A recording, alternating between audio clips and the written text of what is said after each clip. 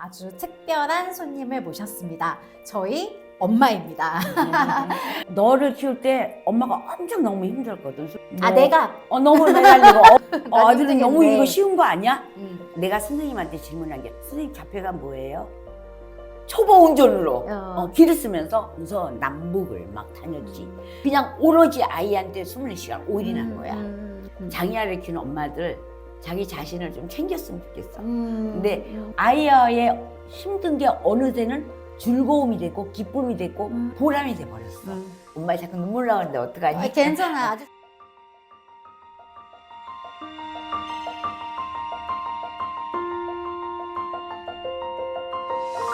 네, 안녕하세요. 이다랑의 유관한 언론입니다.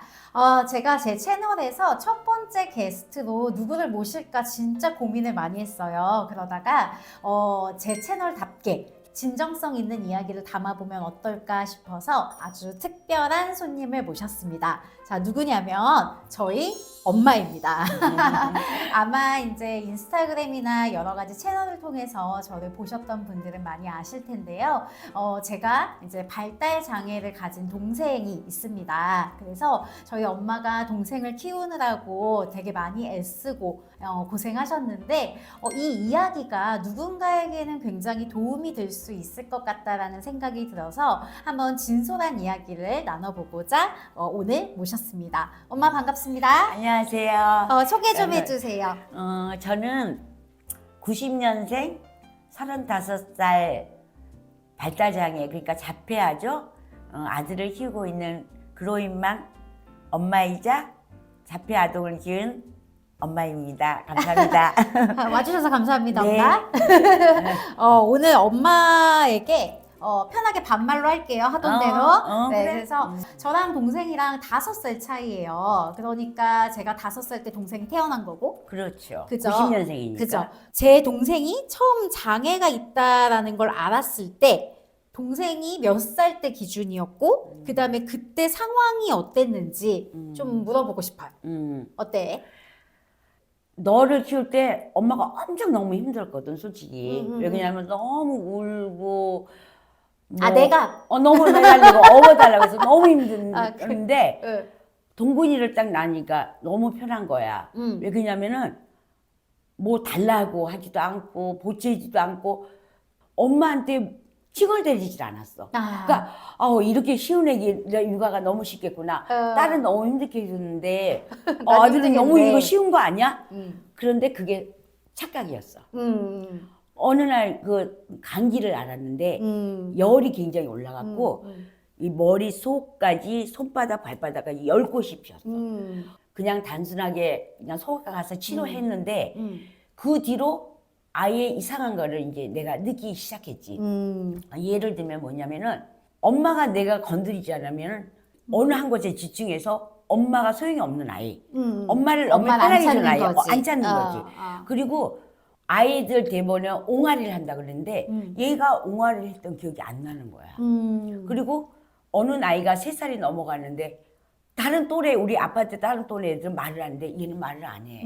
그래서 이제 가까이는 친정 외할머니한테 엄마 얘가 이렇게 말이 안 나와 그랬더니 엄마는 늦된 애가 있다. 늦게 말이 나오는 그때는 애가 있다. 그랬지. 그치. 그럼 언젠간 나오겠지. 외할머니 말이 너네 애삼촌도 7살 되니까 많이 나왔다. 그래서 이제 위로 아닌 위로를 받았지.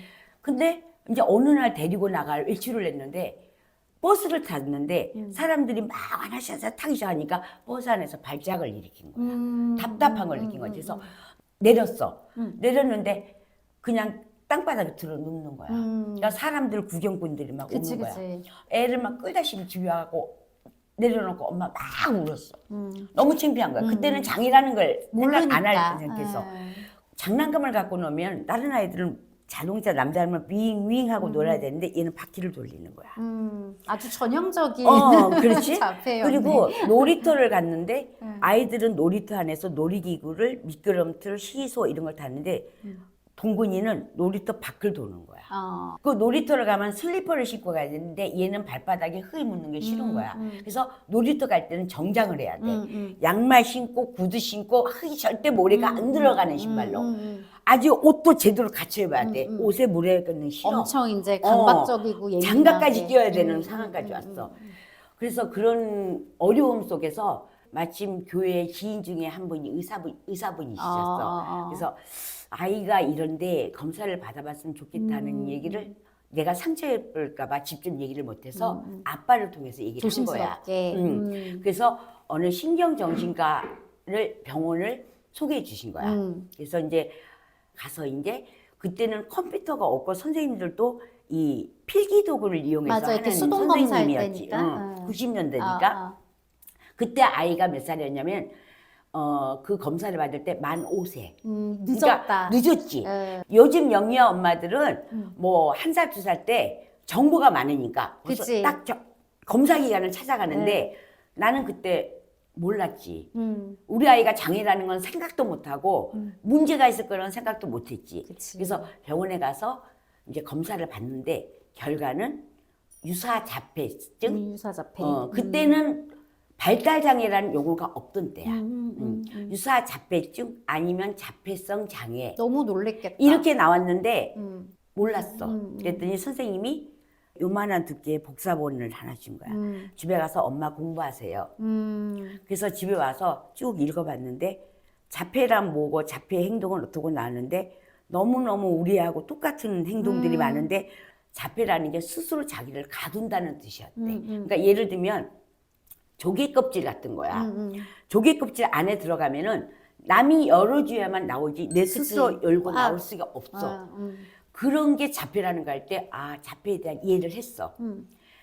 그때 상황이 어땠냐면은 치료의 길도 많지 않았고 또 지원이라는 게 없었어. 정부 지원이. 내 기억에 엄마가 엄청 멀리 운전해서 동생을 데리고 다녔던 기억이 나. 왜 그랬냐면은 대중교통을 타는 게 힘들었어.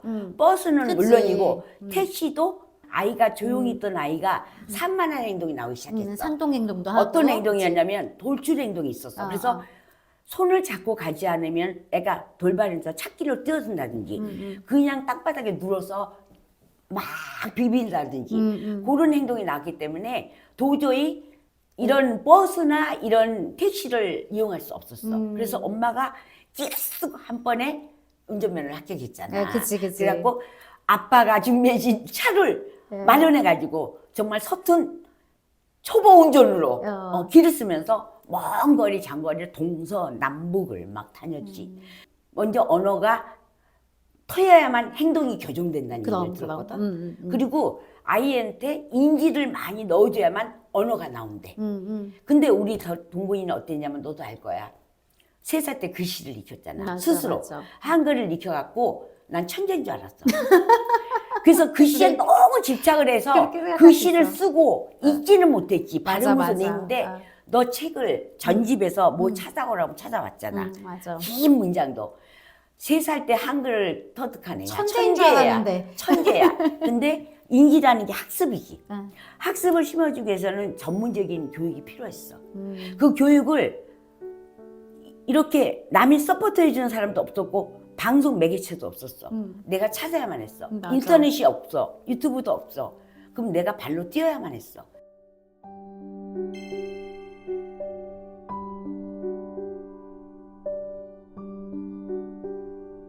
요즘 엄마들은 엄청 아이가 지금 사회성 눈맞춤 결여, 그다음에 언어 지연, 그다음에 이제 약간의 집착이나 상동행동, 이제 이런 것들을 조금이라도 보이면은 워낙 정보가 많기 때문에 그렇지.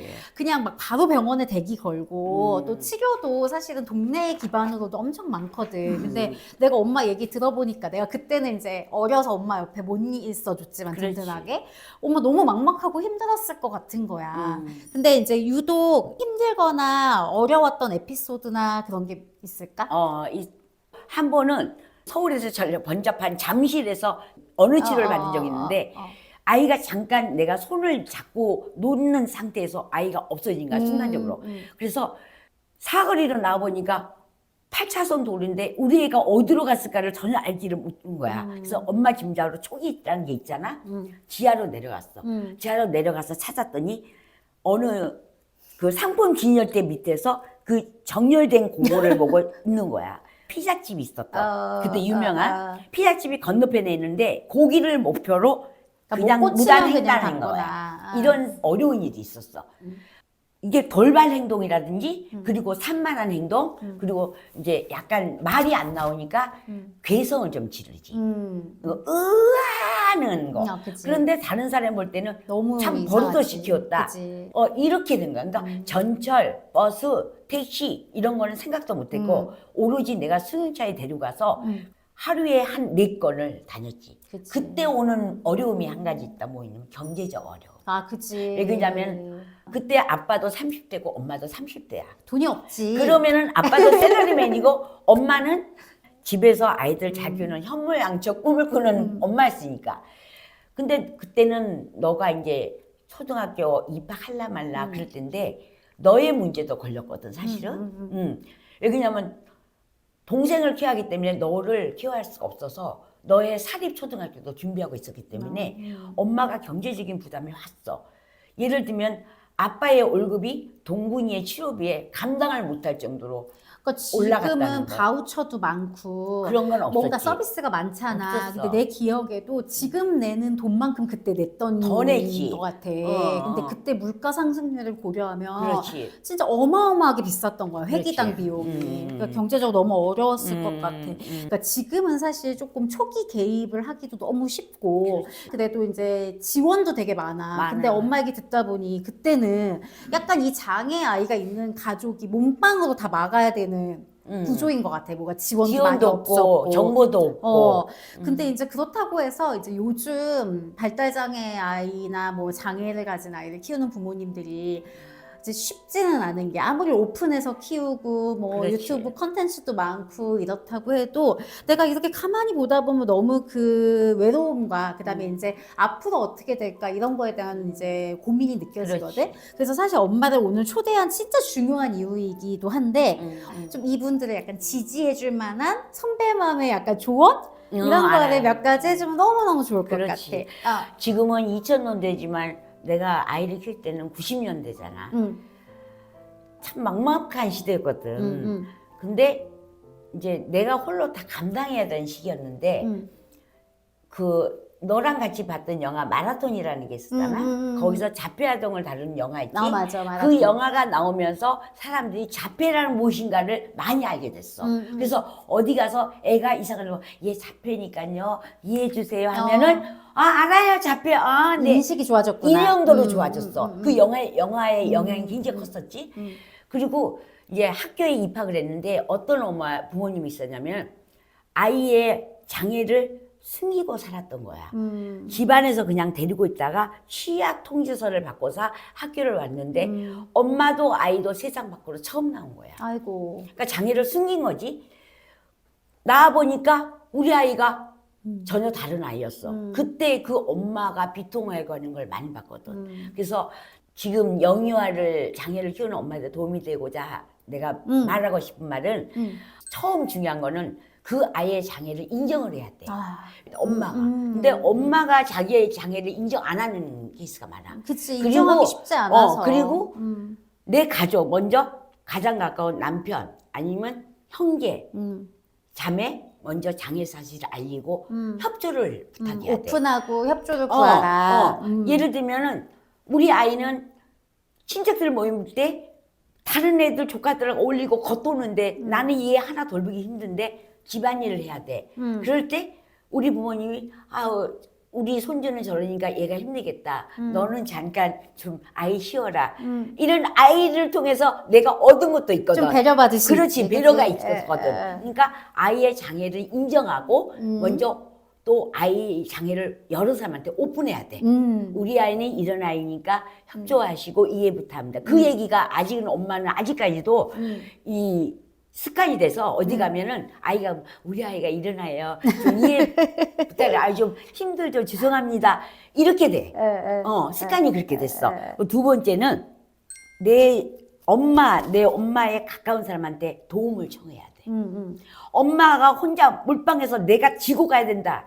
그건 아니라고 혼자서 생각해. 하지 말아라. 예를 들면 너 기억날 거야. 클래식이 울리는 조용한 식당에 데려갔던 거 맞아, 기억하지? 이렇게 막 턱시도 같은 거 막 입은 어. 그런 할아버지가 이렇게 막 그거는 해주시고. 엄마가 동군이를 데리고 혼자 할 수 없는 일이야. 그치, 그치. 그거는 아빠가 옆에서 도와주고 너가 도와주지 않으면 힘든 일이야. 아이를 집중시켜서 같이 행동을 식사하고. 교정시키고 그 분위기를 가리키는 거였어. 그리고 음악회 같은 거 생각하면 맞아, 뮤지컬. 기억나. 그리고 아빠가 같이 쉴 때면 백화점을 갔어. 맞아. 엄마들이 가장 두려워하는 게 백화점이야. 맞아. 백화점 가면 특히 자폐들이 이렇게 예쁘게 유리잔 진열해 놓은 거를 아이가 쓸어버리는 경우가 있어서 배상해 주는 엄마도 있었어. 궁금하면 오픈해 봐야 돼. 손을 대야 돼. 근데 백화점은 한 번 손대면 안 안 되잖아. 되지. 그거를 내가 혼자 데려갔을 때는 불가능한 일이야. 그치. 근데 아빠와 너가 있을 때는 엄마가 조금 마음을 놔도 그걸 그치. 시도해 볼 수 있었어. 근데 그 효과는 상상이로 컸어. 그러니까 아이가 어쨌든 가족의 도움으로 이렇게 같이 키우면은 이제 사회적으로 조금 연습하고 접촉할 그렇지. 수 있는 면들이 좀 그렇지. 많아지니까 아이가 발달하는 데도 도움이 많이 되는구나. 그렇지. 그치? 너가 지금 얘기한 대로 아이가 사회에 세상에 접촉할 수 있는 면을 자꾸 넓혀줘야 되는데 그걸 엄마가 애를 데리고 1대1로 하기는 너무 벅차니까 버겁다. 그럴 때는 가장 가까워 있는 형제 자매나 남편 장애아를 키우는 엄마들 자기 자신을 좀 챙겼으면 좋겠어. 근데 엄마는 동문이를 키우며 다니면서 핸드백을 들고 다닌 적이 없었어. 맞아. 모든 것을 주머니에 다 넣고 손은 항상 아이의 손을 잡았어. 그리고 눈은 아이의 눈과 세상의 밖에를 봤어. 맞아. 그러니까 이거를 들기고 챙기고 내가 뭐 하고 일하고 항상 옷은 편한 옷에 주머니 많이 달린 옷. 맞아. 그래서 내 모든 시간을 올인했어. 그리고 아이를 맡기는 시간에도 내가 즐기지를 못하고 그 잠깐 언어치료 30분을 맞아, 들어가는 맞아. 시간에 그때 굉장히 요금 비싼데도 돈 생각해야 되는데도 그 아이를 맡긴 그 시간에 나는 가슴이 조마조마하고 그 시간에 즐기지를 좀 커피도 마시고 쉬었으면 좋았을 것을. 그걸 못했어. 아이고. 요즘 엄마들은 젊은 엄마들 아이 맡기고 엄마들과의 예. 커피 마시고 타임을 즐기잖아. 엄마는 그 시간도 마음을 졸이고 아이고. 기도했지. 어. 울고. 그래서 요즘 영유아의 그 장애아를 키우는 엄마들한테는 아이는 아이고 아이를 맡겼으면 그 시간에 엄마의 시간은 엄마의 시간을 죽였으면 좋겠어. 그리고 또 하나는 엄마 이렇게 이제 엄마 자꾸 눈물 나오는데 어떡하니? 괜찮아. 아주 진정성 예. 있어.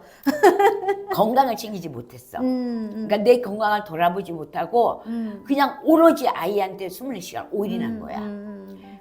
아이가 어느 정상기에 올라가고 나서 내가 몸이 망가진 걸 알았지. 그래. 근데 그때 당시 가장 미안했던 거는 너였어. 왜냐면 똑같은 내가 낳은 자식인데 어느 아이한테는 몰빵하고 너한테는 사춘기인데 너한테는 신경을 쓸 수가 없었어. 그때 내가 눈물 날 것 같아. 내가 생각한 건 아빠한테 도움을 청했어. 아빠한테 나는 얘한테 할 테니까 너가 사춘기였거든. 사춘기는 아빠가 너를 키워줘 있으면 좋겠다. 아빠가 오케이 했어. 그래서 우리는 그러면 일남일녀니까 똑같이 분업했어? 이렇게, 그룹으로 나눴어. 그래서 나는 동근이한테 몰빵하면서 너한테 조금 덜 미안했고 아빠는 또 너하고 시간을 많이 가지면서 나의 부재 중인 거 이런 거를 엄마는 또 아빠가 엄마를 많이 이해해주고 또 안쓰럽게 생각하고 또 그런 또 고마움도 있었어. 그리고 그 동문이를 버리면서 학교에서 조금 리더 역할을 좀 했잖아. 그래서 여러 층의 엄마들하고 얘기하는 기회도 있었고 또 서울 시내 이게 특수 아동의 토론하는 그런 기회도 많이 있었어. 그래서 그 여러 장르의 엄마들을 많이 만났는데 예를 들면 요즘에 일반 학교에서도 선생님과의 마찰이 많잖아. 근데 특수학교에서도 엄마 당시에도 선생님과의 마찰이 많은 학부모들이 있었어. 내가 아는 게 더 많은데 선생님은 이거 아니잖아. 우리 애를 어떻게 알아? 근데 선생님 측에서는 아이들이 여러 장애의 특성이 있거든. 어떤 애는 이게 잘 되고 어떤 애는 이게 안 되고 어떤 애는 이게 문제고. 스펙트럼이 워낙 그렇지. 다양하지. 근데 엄마들이 자기 주장을 펼치는 엄마들이 있었어. 그래서 내가 더 정보를 알고 특히 요즘 시대는 더 엄마들이 알잖아. 정보가 많지. 그럴 때는 먼저 선생님과의 관계를 좀 좋게 하고 그다음에 아무래도 전문 교육을 받은 선생님들이 엄마보다 그럼. 낫잖아. 그래서 아이에 맞춰주는 거에 대해서 많이 협조를 엄마들이 서로 해줘야 되고 협력해라. 특히 특수학교 같은 경우에는 선생님들이 필요하는 뭐 용품이나 필요한 거 자료나 그걸 요구할 때가 있거든. 근데 엄마들이 그걸 협조를 안 해줄 때 선생님들이 굉장히 어렵다는 얘기 들었어. 내가 하고 싶은 말은 엄마는 자기의 시간을 충분히 가지면서 아이는 아이대로 정부의 지원과 또 여러 가지 정보와 또 여러 가지 교육에 영향을 받으면은 충분히 우리 자폐 아이도 불가능한 병이 아니라고 생각해 나는. 자폐 아이들이 그런 아이도 있어. 골프 선수도 된 아이들도 있고. 맞아. 옛날보다 기회도 많고. 굉장히 그치. 천재여가지고 박사가 된 케이스도 있어. 요즘에. 그래서 장애아라고 그렇게 엄마들이 우울하고 희망을 갖자. 그렇지. 희망을 갖자. 내가 생각할 때는 내가 엄마를 초대했던 목표에 맞게 엄마가 들려준 얘기가 지금 장애 아이를 키우는 부모님들한테 되게 고립되지 말고 여러 가지 사회적 자원도 구하고 그리고 이런 것들을 통해서 아이가 지금보다 훨씬 더 나아질 수 있다는 그렇지, 희망 같은 걸 그렇지. 이야기해 준 것 같아.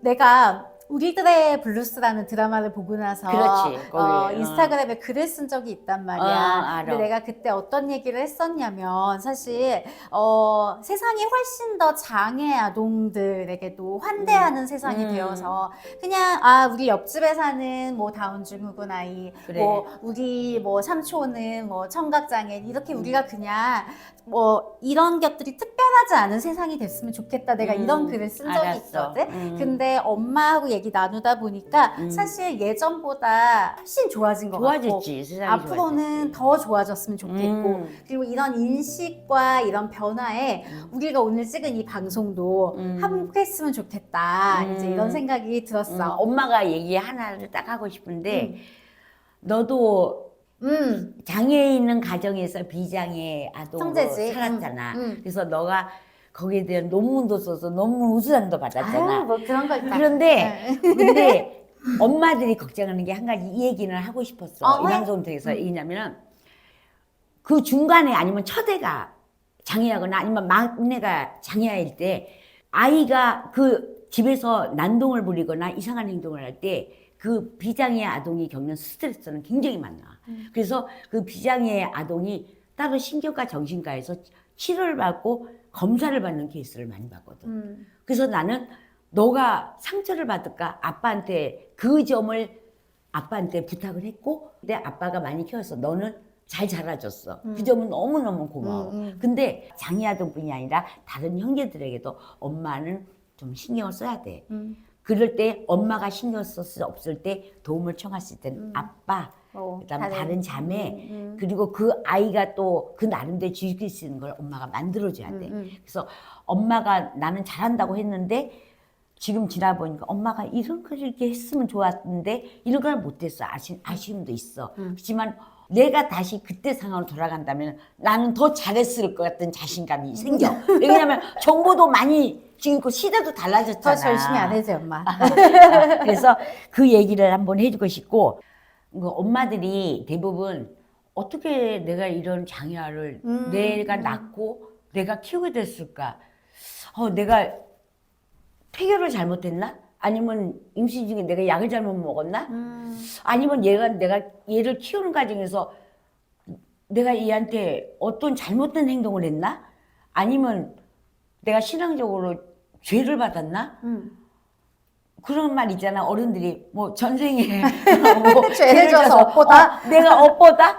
그래서 그런 생각할 때 내 인생하고 내 삶을 피폐해지는 거예요. 너무 죄책감을 느끼니까. 그러니까 절대 요즘 엄마들은 안 그러겠지만 그때 나는 그런 죄책감도 많이 느꼈던 것 아니야, 같아요. 많이들 원인을 찾느라고 많이 마음이 힘들어 하시는 경우가 많아. 그럼 원인을 찾지 않고 뭘 생각하면 좋을까? 그러니까 원인을 찾지 말고 그래 이거는 내 인생의 하나의 한 부분이다 생각하니까 아이의 힘든 게 어느 때는 즐거움이 됐고 기쁨이 됐고 소망이 됐고 희망이 됐고 보람이 돼버렸어. 어느 사람마다 인생이 똑같을 수 없잖아. 근데 장애 자식이 있어. 근데 그 자식을 키우고 힘들었고 어렵고 즐겁고 힘들었고 보람이 있어. 그리고 내가 어느덧 이 나이가 돼서 보니까 우리 아이가 이렇게 커서 같이 늙어가고 있네. 나는 이만하면 내 인생을 잘 살았구나. 네. 그 기쁨이 있었어. 그러니까 너무 하지 말고 엄마들이 내 책임이다 생각을 안 했으면 좋겠어. 너무 중요한 얘기를 해준 것 같아. 음. 엄마 오늘 너무 좋은 얘기 많이 해줘서 고맙고 나도 엄마 개인적 엄마 마음을 너무 많이 이해하게 됐고 고마워. 외롭고 힘들 때 너무 어려서 옆에 못 있어줘서 미안해. 엄마 외로웠지 많이. 네. 그냥 말할 상대가 없었고 그러니까. 혼자 떠들고 혼자 울고 그러니까. 많이 그랬는데 요즘에는 엄마들은 시세대 엄마들은 다르던데? 그러니까. 그치? 뒤늦게 이 미안해. 모든 걸 잘 극복해서 네. 아마 멋진 자녀들을 아마 잘 양육할 수 있을 것 같아. 오케이.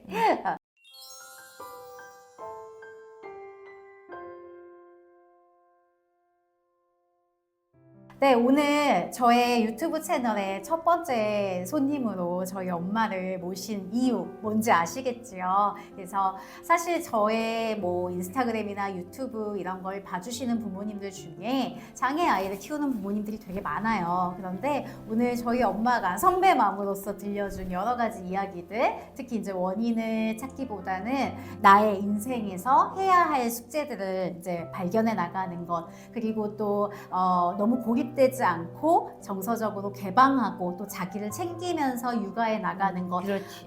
장애 아이를 키우는 부모님뿐만 아니라 우리 모든 부모님들에게 해당되는 내용이 아닐까 싶어요. 그래서 여러분 오늘 이 영상도 잘 시청해 주셔서 너무 감사드리고요. 감사합니다. 그리고 주변에 장애 아이를 키우는 많은 부모님들이 오늘의 따뜻한 영상을 보실 수 있도록 많이 링크 공유해 주시고 또 도움 받으신 분들 많이 댓글 남겨주시면 감사하겠습니다. 엄마 고마워요. 구독, 좋아요 안 할까? 구독, 그 요즘 약간 촌스럽대. 그래가지고 그래요? 그래도 구독, 좋아요 구독, 해주세요. 좋아요 많이 공유해주세요. 네, 그럼 저는 다음 시간에 더 좋은 영상으로 찾아오겠습니다. 여러분 감사합니다. 감사합니다.